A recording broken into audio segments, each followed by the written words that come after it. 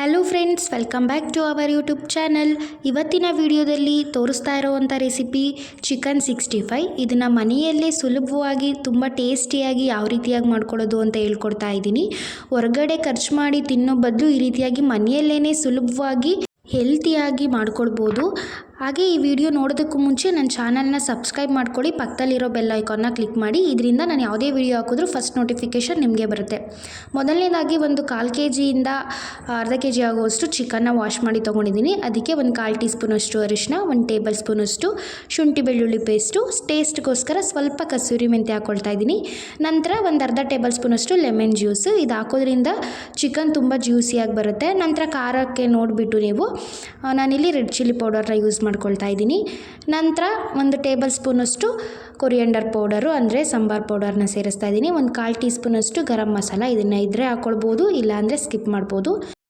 ನಂತರ 1 ಟೇಬಲ್ ಸ್ಪೂನಷ್ಟು cornflour, 1 table ಸ್ಪೂನಷ್ಟು ಅಕ್ಕಿ ಹಿಟ್ಟು ಮತ್ತು 1/4 ಟೇಬಲ್ ಸ್ಪೂನಷ್ಟು ಮೈದಾ ಹಿಟ್ಟನ್ನ ಸೇರಿಸ್ಕೊಳ್ತಾ ಇದ್ದೀನಿ. ನಂತರ ರುಚಿಗೆ ತಕ್ಕಷ್ಟು ಉಪ್ಪು, ಹಾಗೆ 1-2 ಟೇಬಲ್ ಸ್ಪೂನಷ್ಟು ಮೊಸರನ್ನ ಸೇರಿಸ್ಕೊಳ್ಳಿ. ಮೊಸರು ಹುಳಿ ಇರಬಾರ್ದು, ಇಲ್ಲಾಂದರೆ ಚೆನ್ನಾಗಿ ಬರೋದಿಲ್ಲ. ನಂತರ ಇದಕ್ಕೆ ಒಂದೇ ಒಂದು ಮೊಟ್ಟೆನ ಹಾಕ್ತಾಯಿದ್ದೀನಿ. ಮೊಟ್ಟೆನ ಹಾಕಿ ಆದಮೇಲೆ ನೀಟಾಗಿ ಕೈಯಲ್ಲೇ ಚೆನ್ನಾಗಿ ಮಿಕ್ಸ್ ಮಾಡ್ಕೊಳ್ಬೇಕು. ಆ ಮಸಾಲೆ ಎಲ್ಲ ಚಿಕನ್ಗೆ ನೀಟಾಗಿ ಕೋಟ್ ಆಗಬೇಕು, ಅಷ್ಟು ಚೆನ್ನಾಗಿ ಮಿಕ್ಸ್ ಮಾಡ್ಕೊಳ್ಬೇಕು. ನೋಡಿ, ಚೆನ್ನಾಗಿ ಇವಾಗ ನೀಟಾಗಿ ಕೋಟಿಂಗ್ ಆಗೋವರೆಗೂ ಚೆನ್ನಾಗಿ ಮಿಕ್ಸ್ ಮಾಡ್ಕೊಂಡಿದ್ದೀನಿ. ಇದನ್ನು ಒಂದು 1/2 hour ಹಾಗೆ ಬಿಡೋಣ. ನಂತರ 1/2 hour ಆದಮೇಲೆ ಎಣ್ಣೆನ ಬಿಸಿ ಇಟ್ಕೊಂಡಿದ್ದೆ. ಎಣ್ಣೆ ಕೂಡ ಬಿಸಿ ಆಗಿದೆ. ಇವಾಗ ಇದಕ್ಕೆ ಒಂದೊಂದಾಗಿ ಚಿಕನ್ ಪೀಸಸ್ನ ಹಾಕ್ಕೊಳ್ತಾ ಇದ್ದೀನಿ. ಇದನ್ನು ಚೆನ್ನಾಗಿ ಡೀಪ್ ಫ್ರೈ ಮಾಡ್ಕೊಳ್ಬೇಕು, ಇಲ್ಲ ಅಂತ ಅಂದರೆ ಹಸಿ ಹಸಿ ಅನಿಸುತ್ತೆ. ಇದನ್ನು ಒಂದು ಸರ್ತಿ ಹಾಕಿ 1-2 ನಿಮಿಷ ಆದಮೇಲೆ ಈ ರೀತಿಯಾಗಿ ಅದನ್ನು ಮಡಚ್ಕೊಳ್ಳಿ. ಈ ರೀತಿಯಾಗಿ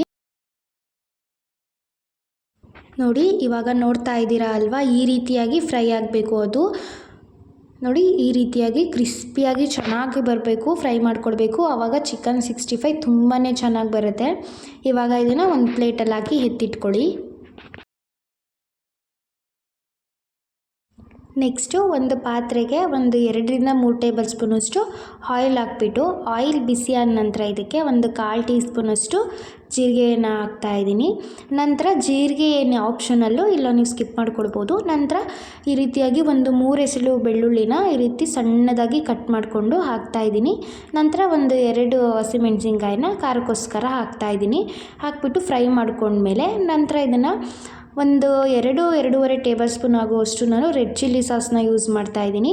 ನಂತರ 1 ಟೇಬಲ್ ಸ್ಪೂನಷ್ಟು ಸೋಯಾ ಸಾಸು, ಇಷ್ಟನ್ನು ಹಾಕಿಬಿಟ್ಟು ಇದನ್ನು ಚೆನ್ನಾಗಿ 1-2 ನಿಮಿಷ ಚೆನ್ನಾಗಿ ಫ್ರೈ ಮಾಡ್ಕೊಳ್ಬೇಕು. ಅದು ನೀಟಾಗಿ ಒಂದು ಕಲರ್ ಬರುತ್ತೆ, ಆವಾಗ ನೀಟಾಗಿ ಈ ರೀತಿಯಾಗಿ ಮಿಕ್ಸ್ ಮಾಡ್ಕೊಳ್ಬೇಕು.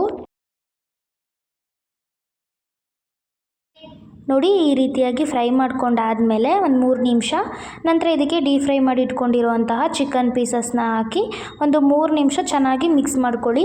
ಅದು ಸಾಸ್ ಎಲ್ಲ ನೀಟಾಗಿ ಚಿಕನ್ಗೆ ಮಿಕ್ಸ್ ಆಗಬೇಕು, ಆವಾಗ ಟೇಸ್ಟು ತುಂಬ ಚೆನ್ನಾಗಿ ಬರುತ್ತೆ. ಚಿಕನ್ ಕೂಡ ಸಾಫ್ಟ್ ಆಗುತ್ತೆ ಈ ರೀತಿ ಮಾಡುವಾಗ.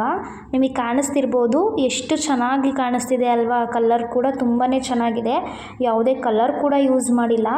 ನೀವು ಇದೇ ರೀತಿಯಾಗಿ ಫಾಲೋ ಮಾಡಿದ್ರೆ ತುಂಬಾ ಚೆನ್ನಾಗಿ ಬರುತ್ತೆ ಟೇಸ್ಟು. ನೋಡಿ, ಇವಾಗ ಇದು ರೆಡಿಯಾಗಿದೆ. ಇವಾಗ ಸ್ಟವ್ನ ಆಫ್ ಮಾಡ್ಕೊಳ್ಳಿ. ಇವಾಗ ಇದನ್ನು ಸರ್ವ್ ಮಾಡ್ಕೊಳ್ಳೋಣ. ನೋಡಿ, ಎಷ್ಟು ಚೆನ್ನಾಗಿ ಬಂದಿದೆ ಅಲ್ವಾ, ತುಂಬಾ ಚೆನ್ನಾಗಿ ಬರುತ್ತೆ. ನೀವು ಇದೇ ರೀತಿಯಾಗಿ ಟ್ರೈ ಮಾಡಿ, ತುಂಬ ಇಷ್ಟಪಡ್ತೀರಾ. ತುಂಬಾ ಚೆನ್ನಾಗಿ ಬಂದಿರುತ್ತೆ. ಇವಾಗ ಒಂದು ಪೀಸ್ನ ಬೇಕಿದ್ರೆ ನಾನು ತೋರಿಸ್ತೀನಿ. ನೋಡಿ, ಎಷ್ಟು ಚೆನ್ನಾಗಿದೆ ಅಲ್ವಾ. ಕಲರ್ ಕೂಡ ತುಂಬ ಚೆನ್ನಾಗಿದೆ. ನೋಡಿ, ಎಷ್ಟು ಜ್ಯೂಸಿಯಾಗಿ, ಎಷ್ಟು ಚೆನ್ನಾಗಿ ಅದು ಡೀಪ್ ಫ್ರೈ ಆಗಿದೆ ಅಲ್ವಾ. ನೋಡ್ತಾ ಇದ್ರೇ ತಿನ್ನಬೇಕು ಅನಿಸುತ್ತೆ. ಓಕೆ ಫ್ರೆಂಡ್ಸ್, ಈ ರೆಸಿಪಿ ನಿಮಗೆ ಇಷ್ಟ ಆಗಿದರೆ ನನ್ನ ಚಾನಲ್ನ ಸಬ್ಸ್ಕ್ರೈಬ್ ಮಾಡ್ಕೊಳ್ಳಿ.